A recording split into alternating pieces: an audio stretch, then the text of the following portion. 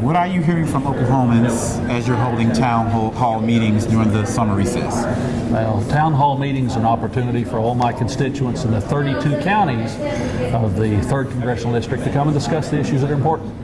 We're talking about the nuclear deal in Iran. We're talking about the presidential campaign. We're talking about implementing the 2014 Farm Bill. There's discussions about military spending, discussions about reauthorizing the highway bill. Basically, the topics are just as varied as the good citizens are who come to the town meetings. But that's why I do town meetings, so I can listen to what my folks have to say, my neighbors have to say, and to take that message back to the nation's capital in Washington, D.C. Okay, do you feel like town hall meetings are the best way to get information from your constituents? It's one of the best ways because it gives me an opportunity to look people in the eye when they're looking me in the eye and to have that direct give and take in discussion. Now, there are a lot of ways to communicate with me, but if you have never been to one of my town meetings, you should come sometime. And they're open to everyone. Any town meeting that's going on any time in the district that works with your schedule, come.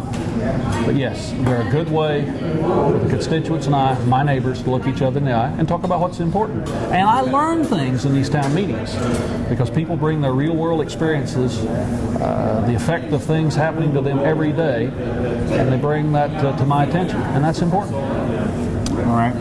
Do you and other members of Congress feel that you have enough information on the Iran deal to cast a vote? Yes, I think on the Iran nuclear deal, now I say that, there will be a debate in both the House and the Senate in September, followed by a vote on a resolution that most likely will be set up to reject the language. There may be new points that will come out in the debate, and I always reserve my final opinion until I've listened to the debate, the discussion, taking in all the facts. But right now, at this point, I think you're going to see a lot of concern in the United States House over the proposed deal. This is not a treaty. A treaty, as the Constitution defines it, is something the United States Senate would alone decide, and decide by a 2/3 vote. This agreement, this deal as the President refers to it, requires a decision by both the House and the Senate, a simple vote in both bodies. Should the House and the Senate reject the Iran deal, then the President most likely would veto the rejection resolution. That would require a 2/3 vote in both the House and the Senate to overturn that. If the trends that I see are going now, and if the debate evolves the way I think it will, most likely the House will not only reject the arrangement, but I could see the House by 2/3 rejecting the President's veto of our rejection.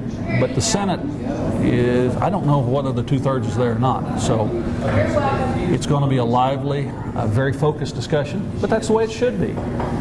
Let every fact come out. Okay.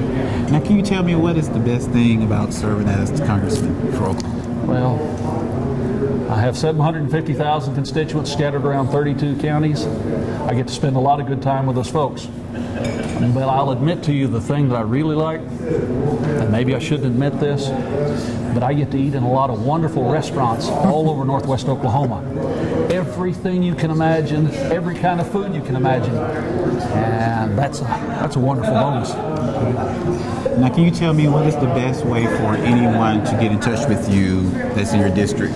Well, it's whatever is convenient for you. If you've got access to the internet, go to your search engine and look up Congressman Frank Lucas, and you can send me an email. And by the way, on my website, there's all sorts of information about the district, how to purchase a flag that's flown over the Capitol. If you've got a family member who'd like to apply potentially for an opportunity to be appointed to the military academies, all that sort of stuff. But go look up Congressman Frank Lucas on your search engine. If that's not convenient, get out the pencil and paper and write me a letter. Or pick up the phone and give us a call.